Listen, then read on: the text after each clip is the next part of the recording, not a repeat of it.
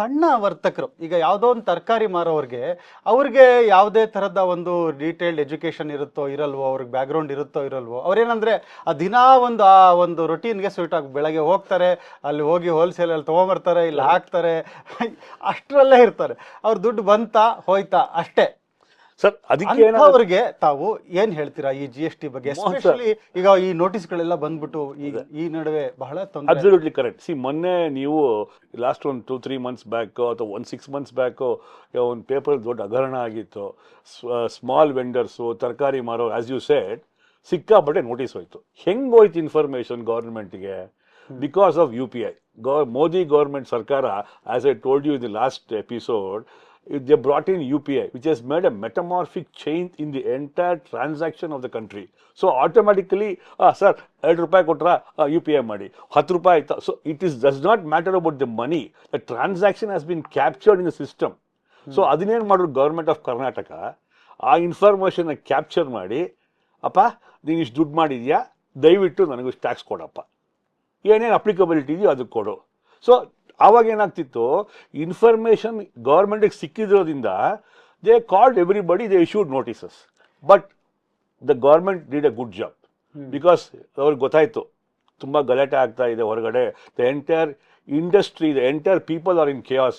So the withdrew the notice, withdraw ಮಾಡಿಕೊಂಡು they set, ಬಸ್ ಇದಕ್ಕೊಂದು ಚಾನ್ಸ್ ಕೊಡ್ತೀವಿ, ದಯವಿಟ್ಟು ನೆಕ್ಸ್ಟ್ ಟೈಮು ಮಾಹಿತಿ ತಿಳ್ಕೊಂಡು, if you are coming under the GST ambit of the law, you have to pay tax. So that is where, when you asked a question where Kirana merchants gagli, small vendors gagli, we are now coming into a situation where we are going to discuss on the limitations of GST Act. ಯಾವಾಗ GST Act applicability ಆಗುತ್ತೆ, ಯಾವಾಗ ನಾವು ಮಾಡ್ಕೋಬೇಕು, ಮಾಡ್ಕೊಳ್ದೇ ಇದ್ರೆ ಏನು problem ಆಗುತ್ತೆ, what are the pros and cons of getting yourself registered the GST Act or not ಅಂತ ಮಾತಾಡ್ತೀನಿ ಅವರು. That's what is the intent. Correct. ಅದೇ ಇವತ್ತಿನ ಒಂದು ಪಾಡ್ಕಾಸ್ಟ್ ಅಲ್ಲಿ ನನಗೆ ಯಾರ್ಯಾರು ಸಣ್ಣ ಸಣ್ಣ ವ್ಯಾಪಾರಿಗಳಿದ್ದಾರೆ, ಶಾಪ್ ಓನರ್ಸ್ ಇದ್ದಾರೆ, ಅವ್ರಿಗೆ ಇದು ಉಪಯುಕ್ತವಾದ ಮಾಹಿತಿ ಆಗಬೇಕು ಅಂತ ಹೇಳಿ ಒಂದಷ್ಟು ಪ್ರಶ್ನೆಗಳನ್ನು ನಾನು ಹಾಕೊಂಡು ಬಂದಿದ್ದೀನಿ ಅವರ ಒಂದು ನೆಲೆಯಿಂದ. ಅವ್ರಿಗೆ ಏನು ಡೌಟ್ಸ್ ಬರುತ್ತೆ ಅಂತ. ಈಗ ಒಂದು ಮೊದಲನೇ ಪ್ರಶ್ನೆ ತಮಗೆ, ಈಗ ನಾನೊಬ್ಬ ಸ್ಮಾಲ್ ಶಾಪ್ ಓನರು, ನನಗೆ ಒಂದು 40 ಲಕ್ಷದಷ್ಟು ಟರ್ನ್ ಓವರ್ ಮಾಡ್ತಿದ್ದೀನಿ ಅಂತ ಅನ್ಕೊಳ್ಳಿ. ಈ GST ನಾನು ರಿಜಿಸ್ಟ್ರೇಷನ್ ಮಾಡ್ಕೋಬೇಕಾ, ಮಾಡ್ಕೊಳ್ಬಾರ್ದಾ, ಮಾಡ್ಕೊಂಡ್ರೆ ಏನು ಲಾಭ, ಮಾಡ್ಕೊಳ್ದೇ ಇದ್ರೆ ಏನು ರಿಸ್ಕು? GST Act ಬಂದಾಗ ಗೌರ್ಮೆಂಟು ರೂಲ್ಸ್ ಆ್ಯಂಡ್ ರೆಗ್ಯುಲೇಷನ್ಸ್ ತಂದರು. ಈಗ ಏನಾಗಿದೆ ಅಂತ ಹೇಳಿದ್ರೆ, 40 ಲಕ್ಷ ಆ್ಯಂಡ್ ಬಿಲೋ ಇದ್ದರೆ GST registration is not mandatory. Second issue ಏನು ಅಂತ ಹೇಳಿದ್ರೆ, turn over is exactly 40 lakhs and less than 40 lakhs, it is not mandatory. Okay, ಒಂದು ವರ್ಷಕ್ಕೆ 40 ಲಕ್ಷದ ಒಳಗಡೆ. ಒಂದು ವರ್ಷ ಅಂತಲ್ಲ ಸರ್, ಇಮಿಡಿಯೇಟ್ಲಿ ನೀವು ಬಿಸ್ನೆಸ್ ಶುರು ಮಾಡ್ತೀರಾ, 40 ಲಕ್ಷ ತನಕ ಟರ್ನ್ ಓವರ್ಗೆ ಟ್ಯಾಕ್ಸ್ ಇಲ್ಲ. ವರ್ಷದ ಬಗ್ಗೆ ಬರೋದೇ ಇಲ್ಲ ಇಲ್ಲಿ. ಇವಾಗ ನೀವು ಬಿಸ್ನೆಸ್ ಶುರು ಮಾಡಿದ್ರಿ, 40 lakhs ತನಕ ಟರ್ನ್ ಓವರ್ ಆಗುತ್ತೆ.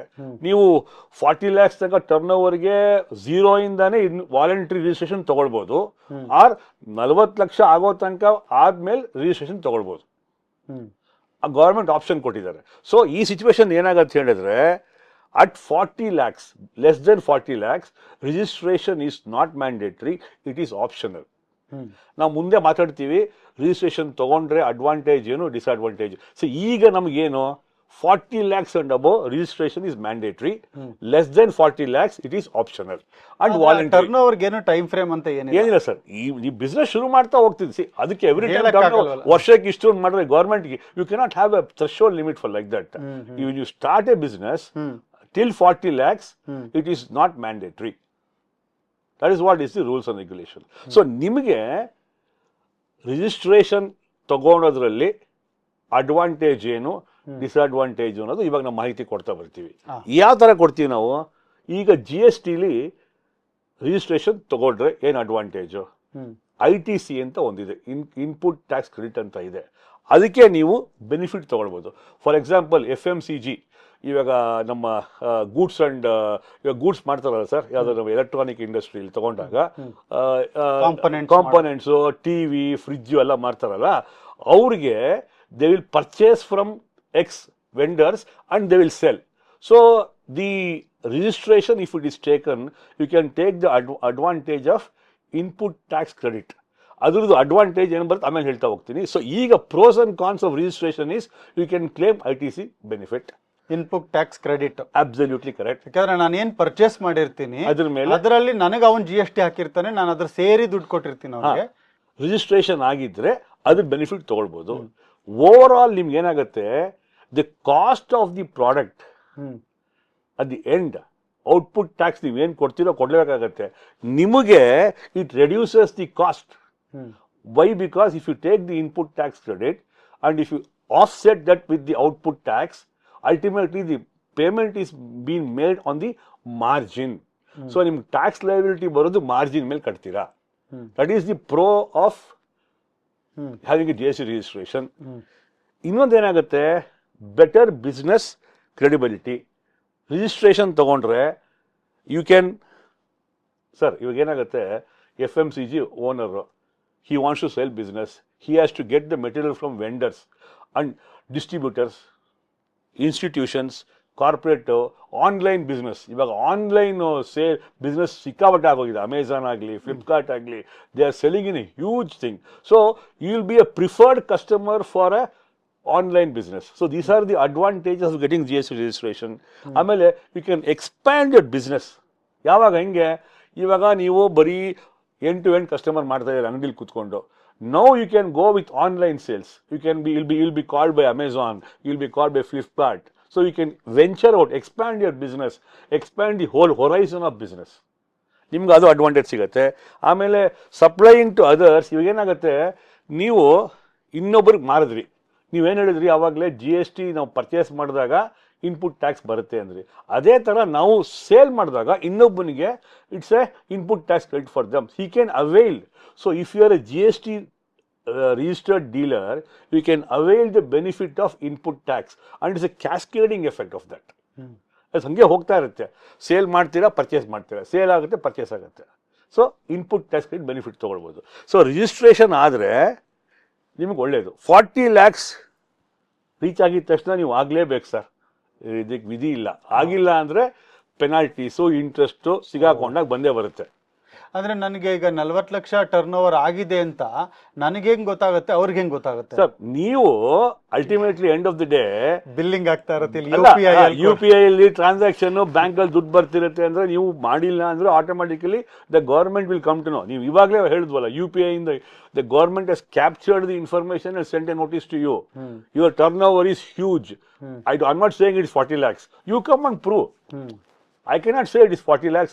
So the government has given a self-assessment thing saying that ನಿಮ್ 40 ಲಕ್ಷ ಆಗಿದ ತಕ್ಷಣ ದಯವಿಟ್ಟು ರಿಜಿಸ್ಟ್ರೇಷನ್ ಇಸ್ ಮ್ಯಾಂಡೇಟ್ರಿ ಮಾಡ್ಕೊಂಬಿಡಿ.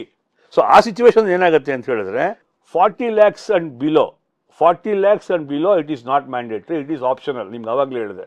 40 lakhs and above it is compulsory mandatory registration ನೀವು ತಗೊಳ್ಳೇಬೇಕು. ತಗೊಂಡಿಲ್ಲ ಅಂದರೆ ಗೌರ್ಮೆಂಟಿಗೆ ಗೊತ್ತಾಯಿತು ಅಂದರೆ, ಏಜೆನ್ಸೀಸ್ಗೆ ಗೊತ್ತಾಯಿತು ಅಂದರೆ, ಡಿಪಾರ್ಟ್ಮೆಂಟಿಗೆ ಗೊತ್ತಾಯಿತು ಅಂದರೆ, they will come back to you and issue a notice why you are not got for registration. So why do you want to get into such situation? These are the advantages what I told you of getting GST registration. There are situations where negative impact is there. Sir, ಏನಾಗುತ್ತೆ ಅಂತ ಹೇಳಿದ್ರೆ, ಯಾವುದೇ act ಆಗಲಿ, if you do not comply you will be at loss. Correct ಅಲ್ವಾ? ಇವಾಗ ಏನಾಗುತ್ತೆ, ಒಂದ್ಸಲ registration ತೊಗೊಂಡಿದ ತಕ್ಷಣ ಮಂತ್ಲಿ ರಿಟರ್ನ್ಸ್ ಫೈಲ್ ಮಾಡಬೇಕು. GSTR 1 ಅಂತಾರೆ, GSTR 3B ಅಂತಾರೆ, books of accounts mandatory maintain ಮಾಡ್ಕೋಬೇಕಾಗತ್ತೆ, ರೆಕಾರ್ಡ್ಸ್ ಇಟ್ಕೋಬೇಕಾಗತ್ತೆ.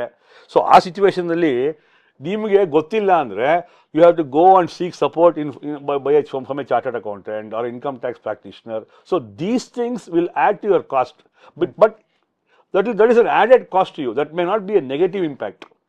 So going by that situation ಅಂದ್ರೆ ಯಾರಾದ್ರೂ ಗೊತ್ತಿರೋರ್ನ ಒಬ್ಬ CA ಹತ್ರ ಹೋಗಿ ಅಥವಾ ಇನ್ಕಮ್ ಟ್ಯಾಕ್ಸ್ ಪ್ರಾಕ್ಟಿಷನರ್ ಹತ್ರ ಹೋಗಿ, ಆ GST ಪ್ರಾಕ್ಟಿಷನರ್ ಹತ್ರ ಹೋಗಿ ಅವ್ರ ಹತ್ರ ರಿಜಿಸ್ಟ್ರೇಷನ್ ಮಾಡಿ ಅವ್ರಿಗೆ ಮೇಂಟೈನ್ ಮಾಡೋದಕ್ಕೆ ಹೇಳ್ಬೇಕು ನಾವು. ಸೊ ನನಗೆ as A small keeper, shop keeper ನನಗೆ ಗೊತ್ತಿಲ್ಲ ಸರ್. ನಿಮ್ಮ ಕೆಲಸ ಏನ್ ಸರ್? ಬಿಸ್ನೆಸ್ ಮಾಡಿ ಸರ್. ಮಿಕ್ಕಿದ ಕೆಲಸ ಯಾರು ಬೇಕು ಅವ್ರು. ಎವ್ರಿ ಏನೋ ಹೇಳ್ತಾರೆ, ಎವ್ರಿ ಡೊಮೈನ್ ಅವರಲ್ಲಿ ಎಕ್ಸ್ಪರ್ಟ್ ಇದ್ದಾರೆ. ಸ್ವಲ್ಪ ನೀವು ಕಾಸ್ಟಿಂಗ್ ಆಗೇ ಆಗುತ್ತೆ. Where you have to come and work out on that. See that you can talk to the chartered accountant or the income tax practitioner, whereby you can nullify the impact. So everybody are there to support you. So seek their support, become more compliant. That may not be a negative, that may not be a con to you, but it's an impact where it will be helpful to you in the long run. So ನಿಮಗೇನಾಗುತ್ತೆ GST registration ತಗೊಂಡಿದ ತಕ್ಷಣ automatically everything starts coming into you. ನೀವು tax ಹಾಕಬೇಕು, 5%, 12%, 18% mandatory tax ನಾವು charge ಮಾಡಲೇಬೇಕು based on the goods. HSN code ಅಂತ ಇರುತ್ತೆ ಗೂಡ್ಸ್ಗೆ. HSN ಕೋಡ್ ಮೇಲೆ ಡಿಪೆಂಡ್ ಆಗಿ ಅದಕ್ಕೆ ರೇಟ್ ಬರುತ್ತೆ ಫಾರ್ ಗೂಡ್ಸ್ಗೆ. ಸರ್ವಿಸ್ಗೆ SAC ಕೋಡ್ ಅಂತ ಹೇಳ್ತಾರೆ. ಅದು ಹಾರ್ಮನೈಸ್ಡ್ ಇದು ಸಿಸ್ಟಮ್ ಆಫ್ ಕೋಡಿಂಗ್ ಅಂತ ಬರುತ್ತೆ. ಇದು SAC ಸರ್ವಿಸ್ ಅಕೌಂಟಿಂಗ್ ಕೋಡ್ ಅಂತ ಇದೆ. ಸೊ ಆ ಕೋಡ್ ಮೇಲೆ ಬೇಸ್ ಮಾಡಿ ನಮಗೆ ಟ್ಯಾಕ್ಸ್ ರೇಟ್ ಕೊಟ್ಟಿದ್ದಾರೆ ಗೌರ್ಮೆಂಟ್. ಅದು ಹೆಂಗಾಗಿತ್ತು ಅಂದರೆ ಅದು ಮುಂಚೆ ಕಸ್ಟಮ್ಸ್ ಆ್ಯಕ್ಟಲ್ಲಿ ಇತ್ತು, ಅದನ್ನೇ ಕೋಡ್ ತಗೊಂಡು ಇದಕ್ಕೆ ಹಾಕಿದ್ದಾರೆ. So one nation one tax, ಎಲ್ಲ ಆ್ಯಕ್ಟು ಒಂದೇ ಥರ ಮಾಡಿ they bot out the GST act. So ಆ HSN ಕೋಡು SAC ಕೋಡ್ ಬೇಸ್ ಮಾಡಿ ಟ್ಯಾಕ್ಸ್ ಇದೆ. ಇವಾಗ running as of today the running tax is 5, 12 and 18. ನಿಮಗೆ ಗೊತ್ತಿರ್ಬೋದು ಸರ್. 5% ಸ್ಲ್ಯಾಬ್ ಇದೆ, 12% ಸ್ಲ್ಯಾಬ್ ಇದೆ, 18% ಸ್ಲ್ಯಾಬ್ ಇದೆ. ಸೊ ಈ ಡಿಸ್ಅಡ್ವಾಂಟೇಜ್ ಏನು, you small and kirana merchants, you can only, if you are not registered under GST, you can only sell to end customers. Sir ಏನಾಗುತ್ತೆ ಹೇಳಿ, end customers ಯಾರು B2C, B2B ಮಾಡೋಕ್ಕಾಗೋದೇ ಇಲ್ಲ ನೀವು, ಯಾಕಂದ್ರೆ ರಿಜಿಸ್ಟ್ರೇಷನ್ ಇಲ್ಲ, ಅವ್ನು ಒಪ್ಕೊಳ್ಳೋದೇ ಇಲ್ಲ. ಈ GST ಬ್ಯೂಟಿಫುಲ್ ಕಾನ್ಸೆಪ್ಟ್ ಏನು ಅಂದರೆ ಡೆಬಿಟ್ ಟು ಕ್ರೆಡಿಟ್ ಕಾನ್ಸೆಪ್ಟ್. ನಾನು ಟ್ಯಾಕ್ಸ್ ಕಟ್ತೀನಿ, ನೀನು ಇನ್ಪುಟ್ ತಗೋ. ಸೊ ಡೆಬಿಟ್ ಟು ಕ್ರೆಡಿಟ್, ಒಬ್ಬನಿಗೆ ಡೆಬಿಟ್ ಆದರೆ ಇನ್ನೊಬ್ಬನಿಗೆ ಕ್ರೆಡಿಟ್ ಆಗುತ್ತೆ. ಸೊ ರಿಜಿಸ್ಟ್ರೇಷನ್ ಇಲ್ಲ ಅಂದರೆ ನೀನು ನ್ಯಾಚುರಲಿ ಪ್ರೈಸ್ ಜಾಸ್ತಿ ಕಟ್ತೀಯಾ, ಬಿಕಾಸ್ ನಿನ್ಗೆ ಇನ್ಪುಟ್ ಟ್ಯಾಕ್ಸ್ ತಗೊಂಬಲ್ಲ, ನಿನ್ನ ಡಿಪಾರ್ಟ್ಮೆಂಟ್ ಆಗುತ್ತೆ, ಜಾಸ್ತಿ ಪ್ರೈಸ್ ಕಟ್ತೀಯ, ಕಾಂಪಿಟೇಷನ್ ಜಾಸ್ತಿ ಆಗ್ತಾ ಹೋಗುತ್ತೆ. So you will be the loser if you don't go for GST registration. ಇನ್ನೊಂದು ಏನಾಗುತ್ತೆ ಅಂದರೆ GST ರಿಜಿಸ್ಟ್ರೇಷನ್ನು ಇಂಪ್ಯಾಕ್ಟ್ ಏನಾಗುತ್ತೆ ಅಂದರೆ, ಯು ಟೇಕನ್ GST ರಿಜಿಸ್ಟ್ರೇಷನ್, ನಾವು ಆವಾಗಲೇ ಹೇಳೋ ಥರ ಈ ITC ಬೆನಿಫಿಟ್ ನಾವು ತೊಗೊಳ್ಬೋದು. ನಿಮಗೆ ITC ಬೆನಿಫಿಟ್ಟು ಬಂದು ಕೂತ್ಕೊಂಡ್ಬಿಡುತ್ತೆ ಬುಕ್ಸಲ್ಲಿ, ನೀವು ಅದನ್ನು ಔಟ್ಪುಟ್ ಟ್ಯಾಕ್ಸ್ ಜೊತೆ ಆಫ್ಸೆಟ್ ಮಾಡ್ಬೋದು ಅಲ್ವಾ? ಅರ್ಥ ಆಗ್ತಿದೆ ನಿಮಗೆ? ಈಗ ಏನಾಗುತ್ತೆ ಅಂತ ಹೇಳಿದ್ರೆ, you have paid the money has flown out of the books of accounts for purchase of goods, where ₹100 ನಿಮ್ಮ ಹತ್ರ ಬಂದು ಕೂತಿದೆ, ಇನ್ಪುಟ್ ಟ್ಯಾಕ್ಸ್ ಬಂದಿದೆ, you have paid on those purchases. But ನಿಮಗೆ ಅದು ಸ್ಟಾಕ್ ಆಗಿ ಕೂತಿದೆ, ಬಟ್ ಅದು ನಿಮಗೆ ಇನ್ನೂ ಔಟ್ಪುಟ್ ಸೇಲ್ ಆಗಿಲ್ಲ. ಸೊ ಅದು ಏನಾಗುತ್ತೆ, ನಿಮ್ಗೆ ವರ್ಕಿಂಗ್ ಕ್ಯಾಪಿಟಲ್ ಬ್ಲಾಕ್ ಆಗುತ್ತೆ. That may be a deterrent, but over a period of time, once you start rotating and get into the whole system, that may not be a situation where you will feel that, oh, ಈ stock ಉಳಿದಿದೆ, input tax ಇದೆ, credit ಅಂತ. So you make more sales, you see that your input tax is been utilise fully. ಇನ್ನೂ simple ಆಗಿ ನಾನು ಅರ್ಥ ಮಾಡ್ಕೊಂಡಿದ್ದೀನಿ ಅಂದರೆ, ಈಗ ನಾನೇನೋ ಪರ್ಚೇಸ್ ಮಾಡ್ತಿದ್ದೀನಿ, ನನಗೆ GST ರಿಜಿಸ್ಟ್ರೇಷನ್ ಇಲ್ಲ, ನಾನು ₹100 ಪರ್ಚೇಸ್ ಮಾಡಿದೆ. GST ರಿಜಿಸ್ಟ್ರೇಷನ್ ಇದು ಮಾಡ್ತಿದ್ದಂಗೆ ನಾನು ಅದು GSTನೂ ಸೇರಿಸಿ ತೊಗೋಬೇಕು ನಾನು. ಕರೆಕ್ಟ್. ಸೊ ನಾನು ₹118 ಕೊಡ್ತೀನಿ ಅಂತ. ಹೌದು. ಆ ₹118 ನಾನು ₹18 ಜಾಸ್ತಿ ಹೋಯ್ತು ನನ್ನ ಕೈಯಿಂದ. ಈ ₹118 ನನ್ನ ಹತ್ರ ಟ್ಯಾಕ್ಸ್ ಕ್ರೆಡಿಟ್ ಆಗಿ ಕೂತ್ಕೊಳ್ಳುತ್ತೆ, ಇನ್ಪುಟ್ ಟ್ಯಾಕ್ಸ್. ನಾನು ಬೇರೆಯವರಿಗೆ ಸೇಲ್ ಮಾಡಿದಾಗ ಅಲ್ಲಿ ನಾನೇನು ಚಾರ್ಜ್ ಮಾಡ್ತೀನಿ ಅದಕ್ಕೆ ನಾನು ಅಡ್ಜಸ್ಟ್ ಮಾಡಿ ನನ್ನ ಹತ್ರ ಇರೋದನ್ನ ಕಟ್ಟಬೇಕಾಗಿಲ್ಲ ನಾನು ಫ್ಯೂಚರಲ್ಲಿ. ಹೌದು, ಅದನ್ನ ಎಕ್ಸಾಂಪಲ್ ಬೇರೆ ಕೊಡ್ತೀನಿ ನೆಕ್ಸ್ಟ್ ಬಂದಾಗ ಕೊಡ್ತೀನಿ. ಈ situation I am just giving overall scenario where it's a disadvantage, ನನ್ನ ದುಡ್ಡು ಬ್ಲಾಕ್ ಆಗುತ್ತೆ ಅಷ್ಟೇ. It may be there, but over a period of time you can use that amount. GST ರಿಜಿಸ್ಟ್ರೇಷನ್ ತಗೊಂಡ್ರೆ if you are not compliant, late filing fees, interest, penalties ಎಲ್ಲ sir. Ultimately sir, ನೀವು registration ತಗೊಂಡ್ಬಿಟ್ಟು ನೀವು ಸರಿಯಾಗಿ ಡಿಪಾರ್ಟ್ಮೆಂಟ್ಗೆ ಟ್ಯಾಕ್ಸ್ ಕೊಟ್ಟಿಲ್ಲ, returns file ಮಾಡಿಲ್ಲ, ಕಾಂಪ್ಲೈಂಟ್ ಆಗಿಲ್ಲ ಅಂದ್ರೆ naturally government has to, there are some deadlines, you have to follow the rules. So if you do not do that, automatically in any act there are interest, there are penalties, there are late filing ಇದು. So that cannot be deterrent. ಅದಕ್ಕೋಸ್ಕರ GST registration ತಗೊಂಬಲ್ಲ ಅಂತ ಹೇಳೋಕ್ಕಾಗಲ್ಲ. ಇವಾಗ ನಾಳೆ ದಿನ government notices ಬಿಟ್ಟಿದೆ sir, ಅದಕ್ಕೆ ಇವ್ರಿಗೆಲ್ಲರೂ ಕೊಟ್ಟು notices, they withdraw that notice. But second time there is a warning by the government, boss ಇವಾಗ ಬಿಟ್ಟಿದ್ದೀನಿ, ನೆಕ್ಸ್ಟ್ ಟೈಮು ಬಡ್ಡಿ ಸಮೇತ ನಾನು ಟ್ಯಾಕ್ಸ್ ತಗೊಂತೀನಿ ನಿಮ್ಮ ಹತ್ರ, ಬಿ ಕೇರ್ಫುಲ್, ರೆಡಿ ಆಗ್ಬಿಡಿ, ಅಟ್ಲೀಸ್ಟ್ ಈ ಟೈಮಲ್ಲಾದರೂ ಸ್ವಲ್ಪ ಹುಷಾರಾಗಿರಿ. ನೀವು ಲಿಮಿಟಲ್ಲಿ ಬರಲಿಲ್ವಾ ಬಿಟ್ಬಿಡಿ, ಲಿಮಿಟಲ್ಲಿ ಬಂದರೆ ಟ್ಯಾಕ್ಸ್ ರಿಜಿಸ್ಟ್ರೇಷನ್ ತೊಗೊಳ್ಳಿ. ಸೊ ಇವಾಗ ಏನಾಗುತ್ತೆ ಅಂದರೆ, GST ರಿಜಿಸ್ಟ್ರೇಷನ್ನು ತೊಗೊಂಡಿದ ತಕ್ಷಣ ಕಾಂಪೋಸಿಷನ್ ಸ್ಕೀಮ್ ಅಂತ ಒಂದಿದೆ. ಗೌರ್ಮೆಂಟ್ ಅವರು ಸರ್ ಎಲ್ಲರಿಗೂ ತೊಂದರೆ ಕೊಡೋದಿಲ್ಲ, ಅವ್ರಿಗೂ ಗೊತ್ತಿದೆ. ಸ್ಮಾಲ್ ಆ್ಯಂಡ್ ಮೀಡಿಯಂ ಎಂಟರ್ಪ್ರೈಸಸ್ಸು, ಕಿರಾಣ ಮರ್ಚೆಂಟ್ಸ್ಗೆಲ್ಲ ಒಂದು ಆಪ್ಷನ್ ಕೊಟ್ಟಿದ್ದಾರೆ. ನೀವು ಆವಾಗ ರಿಜಿಸ್ಟ್ರೇಷನ್ ತಗೊಳ್ಳಿ, ಕಾಂಪೋಸಿಷನ್ ಸ್ಕೀಮ್ಗೆ ಹೋಗಿ. ಅದಕ್ಕೊಂದು ಲಿಮಿಟ್ ಇದೆ.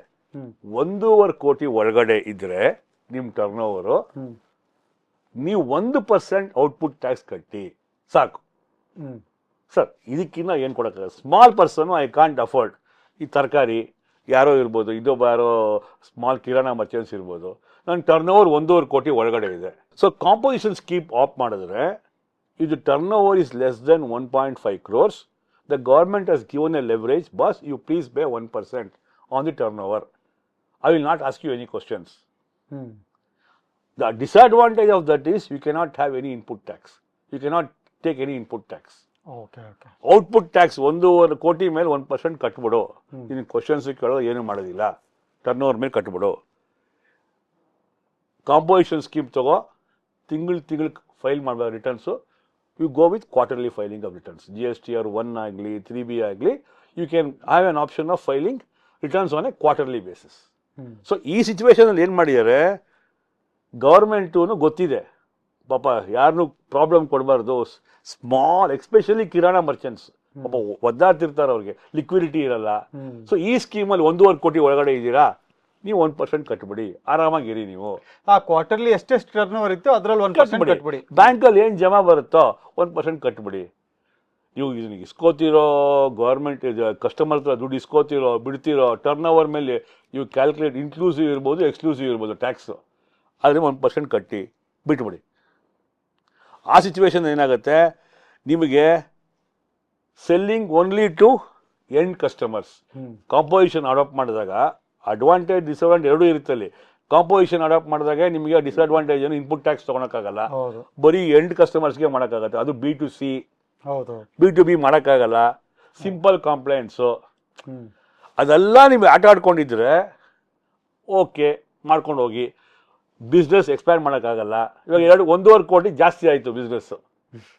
ಯಾವನೋ B2B ಬಂದ ಕಸ್ಟಮರು, ನೀವು ಕಾಂಪೋನೆಂಟ್ಸ್ ಸೇಲ್ ಮಾಡ್ತೀವಿ, ಒಂದು ಸ್ಮಾಲ್ ಕಂಪ್ಯೂಟರ್ ಶಾಪ್ ಇಟ್ಕೊಂಡಿದ್ದೀರಾ, ಒಂದು B2B ಕಸ್ಟಮರ್ ಬಂದ, ಸರ್ ಏನು ಸರ್ ನೀವು ನನಗೆ ಇನ್ಪುಟ್ ಟ್ಯಾಕ್ಸ್ ತೊಗೊಳಕ್ಕಾಗಲ್ಲ, ನೀವು ಹಾಕಿ ಸರ್ ಅಂತಾರೆ. ಆವಾಗ ಏನಾಗುತ್ತೆ, by default you will also want to go leave this composition and go with regular tax. You will as per that 5%, 12% charge ಮಾಡ್ತೀರಾ, ಅವ್ನು ನಿಮ್ಗೆ ಔಟ್ಪುಟ್ ಕಟ್ತೀರಾ, ಅವ್ನು ಇನ್ಪುಟ್ ತೊಗೊತಾನೆ. ಅಲ್ಟಿಮೇಟ್ಲಿ B2B ಕಸ್ಟಮರ್ ಬೇಕು ಬೇಡ ಅನ್ನೋಕೆ ಆಗೋದೇ ಇಲ್ಲ ನಮಗೆ. B2Bನೂ ಬೇಕು, B2C ಕಸ್ಟಮರ್ ಎಲ್ಲರೂ ನಮ್ಮ ಕಸ್ಟಮರ್ಸೇ.